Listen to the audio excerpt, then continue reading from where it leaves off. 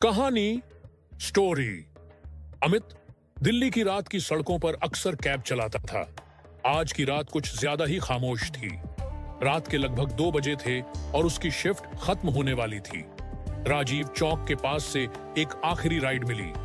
एक महिला की बुकिंग थी जिसका ड्रॉप ऑफ दिल्ली के बाहरी इलाके में एक पुरानी वीरान हवेली के पास था। अमित को थोड़ा अजीब लगा, इतनी रात को वहां कौन जाता है। उसने मैप देखा। लोकेशन एक ऐसी जगह की थी जहां शायद ही कोई रहता होगा। उसने बुकिंग एक्सेप्ट की और पिकअप लोकेशन पर पहुंचा। सामने एक महिला खड़ी थी। उसने गहरे रंग की साड़ी पहनी थी और उसका चेहरा घूंघट से ढका था। अमित ने उसे कार में बैठने का इशारा किया। महिला बिना कुछ बोले पिछली सीट पर बैठ गई।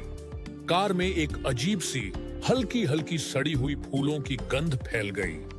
अमित को लगा शायद आसपास कचरा होगा या उसने कोई पुराना फूल रखा होगा। अमित गाड़ी स्टार्ट करते हुए, मैडम लोकेशन कंफर्म कर देंगी। महिला ने कोई जवाब नहीं दिया। अमित ने शीशे से पीछे देखा, वह बिल्कुल शांत बैठी थी। उसने सोचा शायद थकी हुई होगी। शहर की रोशनी पीछे छूटने लगी और गाड़ी सुनसान सड़क पर आगे बढ़ने लगी। आसपास खेत और उजड़ी हुई जमीन दिखाई देने लगी। मोबाइल नेटवर्क भी धीरे धीरे जाने लगा। अमित को अब थोड़ा असहज महसूस हो रहा था। अमित, मैडम हम पहुंचने वाले हैं, क्या आपको वहां कोई लेने आएगा? यह जगह थोड़ी सुनसान है। फिर भी कोई जवाब नहीं। अमित ने एक बार फिर शीशे में देखा। इस बार उसे लगा कि महिला का घूंघट थोड़ा हट गया है। उसने देखा उस घूंघट के नीचे कोई चेहरा नहीं था, सिर्फ अंधेरा, एक गहरा खाली गड्ढा जहां आंखें या नाक नहीं थीं। अमित की रीढ़ में सिहरन दौड़ गई। उसके हाथ स्टीयरिंग पर जम गए। गाड़ी की हेडलाइट्स में सामने दूर से एक पुरानी टूटी हुई हवेली की धुंधली परछाई दिखी।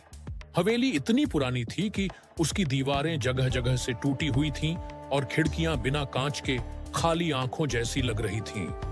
अमित का दिल जोर जोर से धड़कने लगा। उसे पसीना आने लगा। उसने अपनी हिम्मत बटोरी और गाड़ी रोकने की कोशिश की, लेकिन उसके पैर एक्सीलेटर पर चिपक गए थे। गाड़ी की स्पीड अचानक बढ़ने लगी। अमित घबराहट में, कांपती आवाज में, कौन हो तुम? क्या चाहिए तुम्हें? पीछे से एक ठंडी कांपती हुई आवाज आई, जैसे हवा में सूखे पत्तों की सरसराहट हो। अज्ञात यात्री आवाज, मेरा सफर कभी खत्म नहीं होता। अमित ने डरकर फिर शीशे में देखा। इस बार महिला का पूरा घूंघट हट गया था। उसके लंबे काले बाल बिखरे हुए थे और उसकी आंखें नहीं थीं। सिर्फ 2 गहरे खाली छेद थे जिनमें से एक अजीब सी नीली रोशनी निकल रही थी। उसके होंठ फटे हुए थे और उनमें से खून रिस रहा था। उसके हाथ जो स्टीयरिंग के पास आ रहे थे वे सूखे हुए हड्डियों के ढांचे जैसे थे। गाड़ी तेजी से हवेली की तरफ बढ़ रही थी। अमित ने ब्रेक दबाने की पूरी कोशिश की, लेकिन कोई फायदा नहीं। कार सीधे हवेली के टूटे हुए गेट से अंदर घुस गई और सीधा सामने की दीवार से टकराने वाली थी। अंतिम क्षण में अमित ने अपनी आंखें बंद कर लीं। उसे लगा कि यह उसका आखिरी पल है। सुबह हुई। सूरज की किरणें हवेली के खंडहरों पर पड़ रही थीं।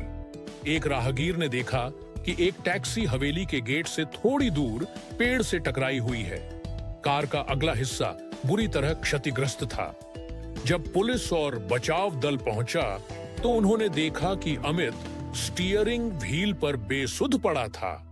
उसे गंभीर चोटें आई थीं, लेकिन वह जीवित था। जब अमित को होश आया तो उसने अपनी कहानी सुनाई।